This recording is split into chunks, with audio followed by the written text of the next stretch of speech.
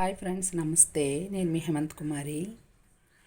నేను ఈరోజు ఒక చక్కని రెసిపీ అయినటువంటి దివ్యమైన సాంబార్, అంటే యాక్చువల్గా మనం పప్పులతో సాంబార్ చేసుకుంటాం, కానీ దానికన్నా చాలా రుచిగా ఉంటుంది.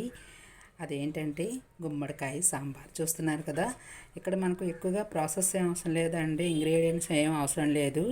అవి ఏంటంటే గుమ్మడికాయలు, చింతపండు, టమాటా, ఉల్లిపాయలు, ఈ నాలుగింటితో ఇంకా చిన్న చిన్న ఐటమ్స్ నేను వేస్తాను. వాటితో దివ్యమైన సాంబార్ మనం రెడీ చేసుకుందాము. ఓకే ఫ్రెండ్స్, మనం ముందుగా స్టవ్ వెలిగించుకొని ఈ పదార్థాలన్నీ ఉడికించుకుందాం. ఇప్పుడు గుమ్మడికాయ ముక్కలు, టమోటా ముక్కలు, ఉల్లిపాయలు, కొబ్బరి తర్వాత వేసుకుందాము. ఈ చింతపండు కూడా ఇందులో వేసేసుకొని వాటర్ వేసుకొని ఉడికించుకుందాం అండి. కుక్కర్ పెట్టుకొని 3 విజిల్స్ వస్తే సరిపోతుంది.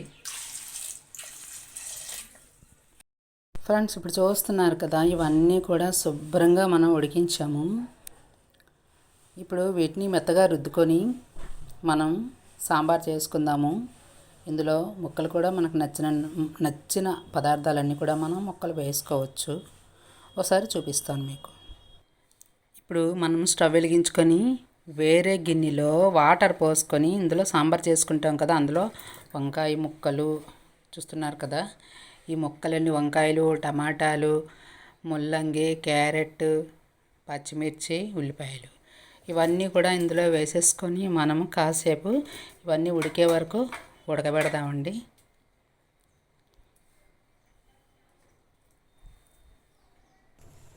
ఇది మనం స్టవ్ మీద పెట్టుకొని ఉడకబెడుతున్నాము. ఇప్పుడు ఇందాక మనం దించేసాం కదా, ఇవన్నీ కూడా మనం రుద్దుకొని సాంబార్ పెట్టుకుందాం. ఇవన్నీ కూడా ఇలా రుద్దుకోవాలి. ఇవన్నీ కూడా మెత్తగా అయిపోవాలి. ఈ చింతపండు కూడా వేసుకున్నాం కదా, ఇవన్నీ కూడా మెత్తగా అయిపోయి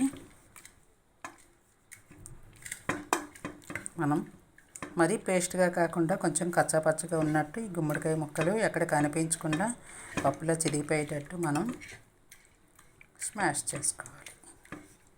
సరిపోతుంది. ఇప్పుడు దీన్ని పక్కన ఉంచుకుందాము. ఇంతట్లో ఈ ముక్కలు ఉడుకుతాయి కదా, ఉడికిపోయిన తర్వాత మనం ఇది వేసుకొని ప్రిపేర్ చేసుకుందాము. ఇప్పుడు ముక్కలు శుభ్రంగా ఉడికిపోయాయి కదా, అందులో ఒక చెంచా కారం వేసుకుందాము. కొంచెం పసుపు వేసుకుందాము. కొంచెం ఉప్పు వేసుకుందాము.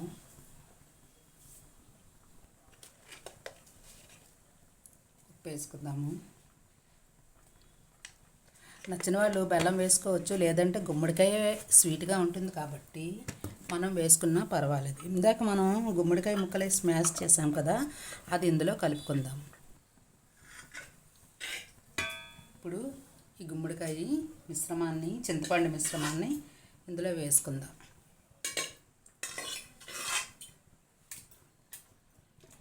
బాగా కొంచెం మరగాలి, సాంబార్ మరిగినట్టు మరగాలి. కొంచెం వాటర్ కూడా వేసుకుందాము.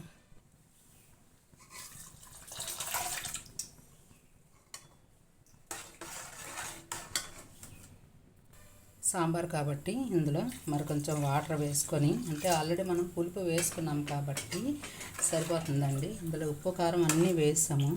మీకు నచ్చిన వాళ్ళు సాంబార్ పొడి వేసుకున్నా సరే, బయట కొన్నది వేసుకున్నా సరే, లేదంటే ఇంట్లో ప్రిపేర్ చేసుకొని వేసుకోవచ్చు. ఇప్పుడు కొంచెం కొబ్బరి కూర వేసుకుందాము. ఈ గుమ్మడికాయ సాంబారు పప్పులు లేకుండా మనం చాలా రుచిగా చేసుకోవచ్చండి.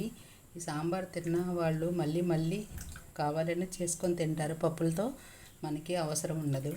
సో ఇప్పుడు ఇది బాగా మరిగించుకుందాము.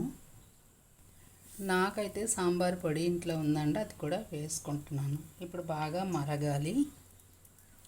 ఒక 10 నిమిషాలు బాగా మరిగితే సరిపోతుంది. చూస్తున్నారు కదా, ఈ గుమ్మడికాయ సాంబారు చాలా చక్కగా మరుగుతుందండి. కావలిస్తే బెల్లం వేసుకోవచ్చు. ముక్కలన్నీ బాగా ఉడికిపోయి మనం దీనికి మ్యాక్సిమం అయిపోయినట్లే మనం దీనికి తాలింపు వేసుకుందాము.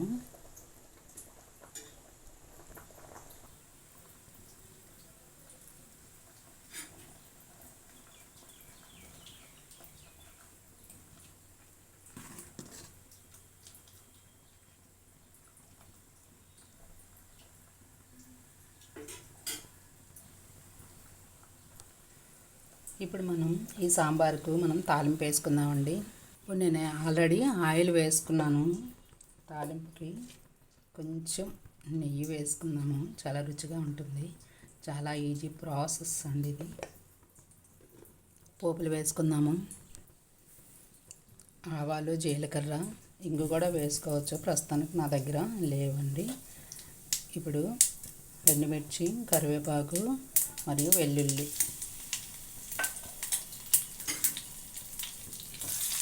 ఇందులో ఇంకా కలర్ఫుల్గా రావాలంటే ఈ తాలింపు వేగిన తర్వాత ఒక చెంచా, అర చెంచా ఎర్రటి కారం వేస్తే ఈ ఆయిల్ తేలడం వల్ల మీకు సాంబార్లో రెడ్డిష్ కనిపిస్తుంది. ఇప్పుడు సాంబార్ అయిపోయింది, తాలింపు కూడా అయిపోయింది. మనం అందులో వేసుకుందాం.